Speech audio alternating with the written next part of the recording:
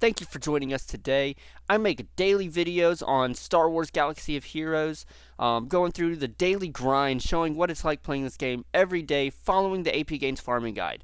Later on in the future, we'll see how much that changes, but for right now, APGains farming guide video every day, usually going out around 9 a.m. Eastern. So please check back if you enjoyed this video. I also have a playlist showing all of my previous videos building up to today. Now, if you haven't already, please hit that subscribe button, hit the like button, hit the notification bell so you can get notified whenever I post my video, because I do go live on YouTube and Twitch. So please find my Twitch link in my channel. I do have it linked. Follow me over there. I also have a Discord link in the description of this video. Please click on that link. Join me on Discord. I have a nice Discord community. They are very supportive, very kind, very helpful. We have a lot of fun with it. I have a lot of fun making these. I hope you enjoy this. Please comment down below. Let me know if you enjoy this video. And you have a nice day. Now let's get on into this. Hello and welcome to day 67 of our free-to-play farming guide. We have some awesome stuff to talk about today. Alright, I think it's exciting stuff.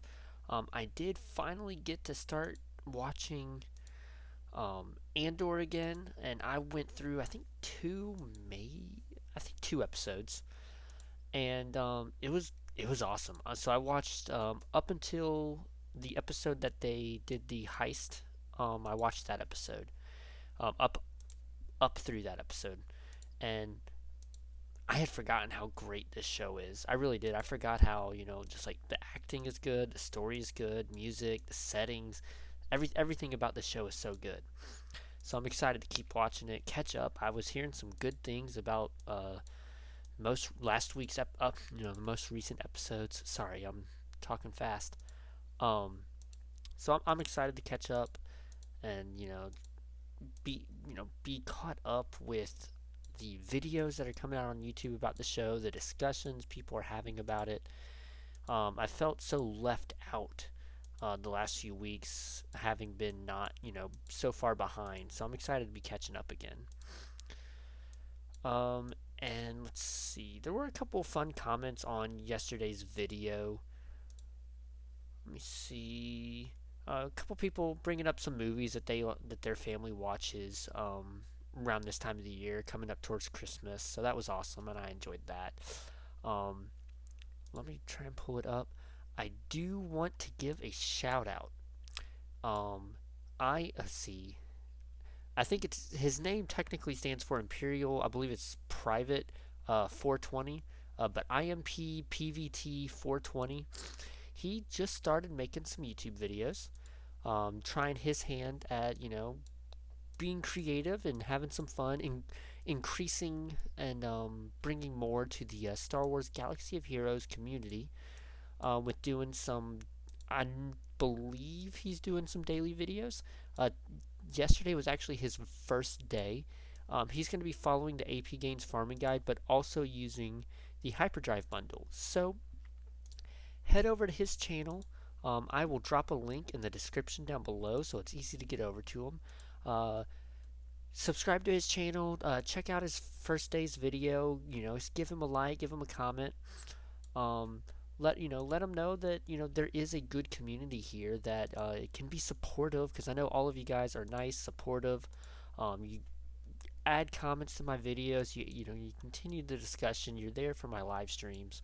Let's give some love and support over to his channel, as he tries his hand at doing something new and adding to the community, which I think is great. We always need some more people in our communities, for no matter what video game it is, or board game, or no matter what, we always want more people to be able to enjoy what we enjoy.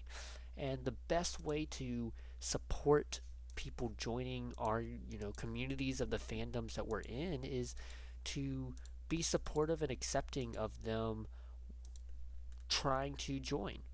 I believe in the video he mentioned that he's rather new to the game. Of course, growing up seeing the Star Wars movies and sharing that experience with his son. And for Star Wars, I think that's one of the coolest things about Star Wars. I had this discussion long time ago with a friend of mine and my brother. We were going back and forth on what is a. I'm trying to remember. I think it was what was the more popular franchise. I don't think it was really better, but I think it was popular. Because my friend was thinking that I believe he thought that Harry Potter was a more popular franchise than Star Wars, and I love Harry Potter. I've read the books numerous times. Just last year alone, I read, or it was through it was through Audible, so it was really listening to. But I went through all seven Harry Potter books twice in 1 year, twice last year alone. Um, I I really enjoy Harry Potter. Um, but I was on the Star Wars side. I was thinking Star Wars has to be more popular than Harry Potter. Um, because with and my thoughts towards that is Harry Potter's been out. I mean, at that point, it was like maybe 16, 17 years. Now we're close to 25, 26 years. So, like, it's had some time to be out there. But Star Wars has been out since 77. Star Wars has had so much more time to permeate throughout our society. Um, and if you think about it, especially as of today, which is maybe 6 years after this discussion that I had with my friend, um, you have. I'm trying to think of. I mean, it's been 20, 40, almost 50 years. So I mean, you have maybe three, if not four generations of a family who has grown up enjoying Star Wars.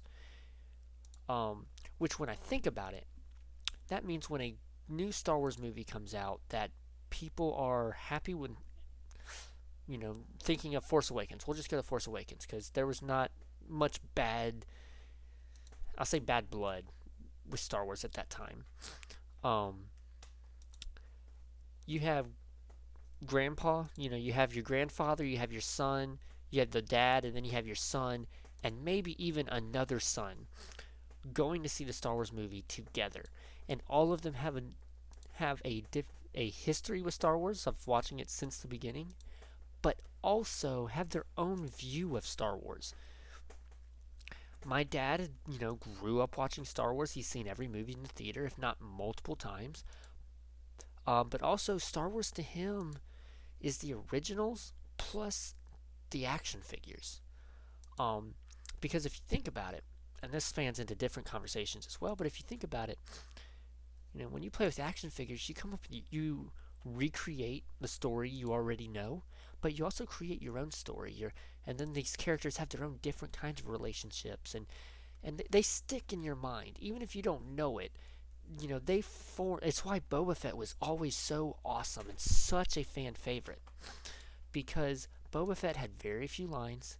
He had very few, action scenes, but he was there and he looked awesome. So when these kids are playing with the toys, they're making they're making up their own stories for Boba Fett on why he is so cool, so awesome, such a great fighter, and it's all based on what they created. They played with their toys and the stories they made as they played with them. Um, but my dad has 40, 50, 40 something years of that. I grew up with I grew up watching the originals first, but I grew up with the prequels. I grew up with the Clone Wars on Cartoon Network. And so Star Wars to me is Ahsoka. Ahsoka and Anakin's relationship with each other. How does the story change because of that? Um, it's the clones, having a personality. I never got the mystery. I never thought about the mystery of what is the Clone Wars because I always knew what the Clone Wars was. I always knew what the Clone Wars was.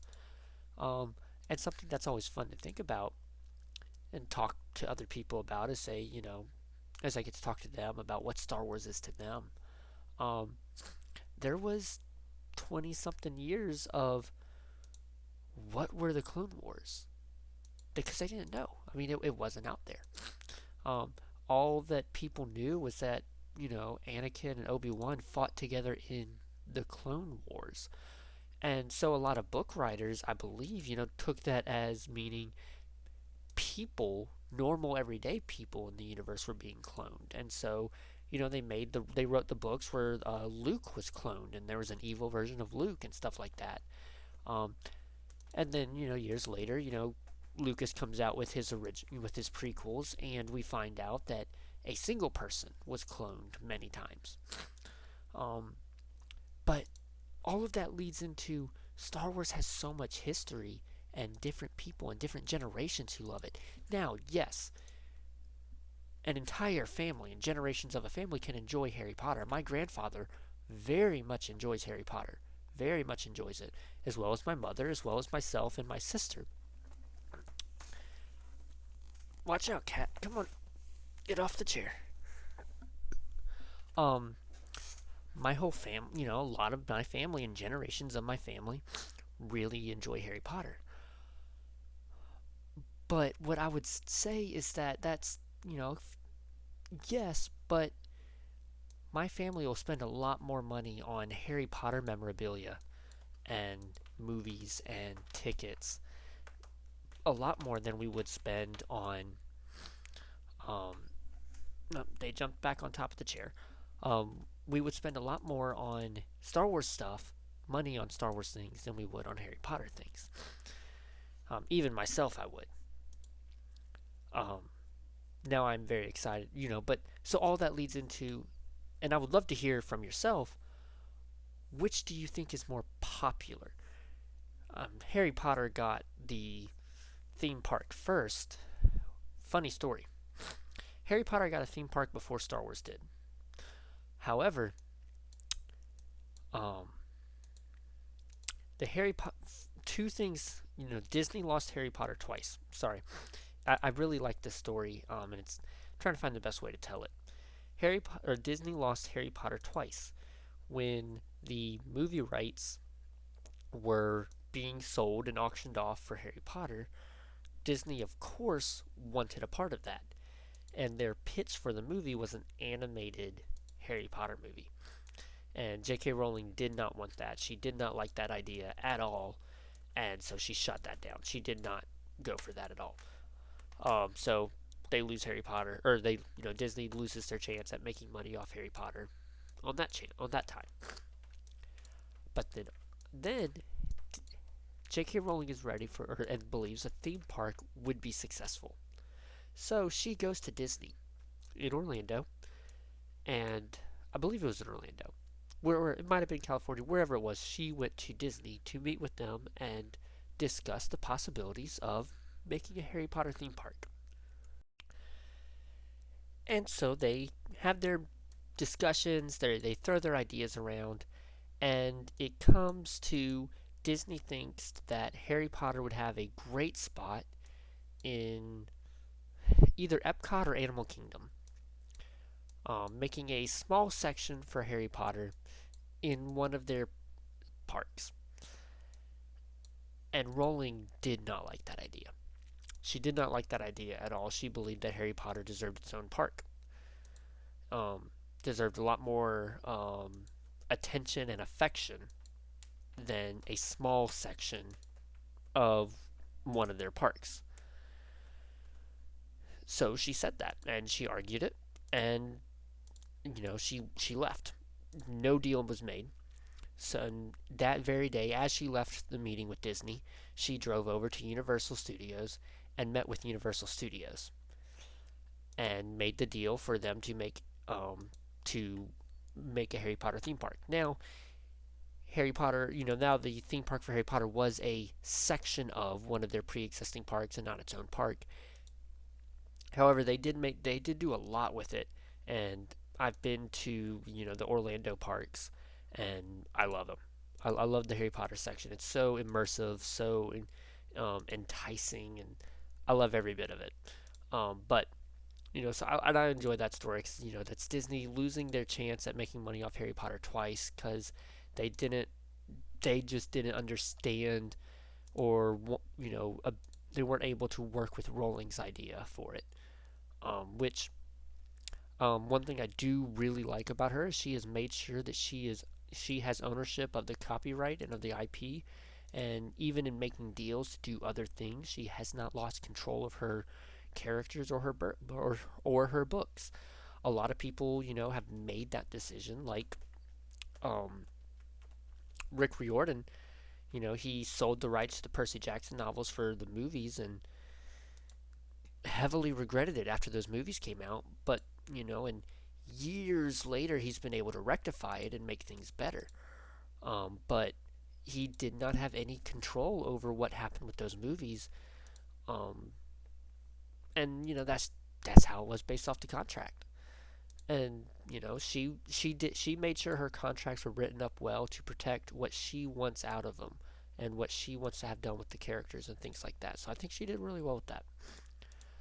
Um, Now I've heard that Bad Batch is supposed to be coming out right after Andor, to go back to Star Wars. And I'm very excited about that because I really enjoyed Bad Batch season 1. So I hope that's true. I was looking it up the other day and I didn't see an actual release date, so I'll have to look it up again. Um, but I'm really enjoying Andor. I'm glad to be catching up with it again. I really enjoyed Bad Batch. I'm excited to catch up.